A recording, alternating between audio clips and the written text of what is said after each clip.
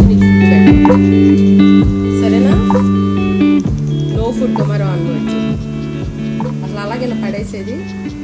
నిద్ర వచ్చేస్తుందా? నిద్ర వచ్చేస్తుంది.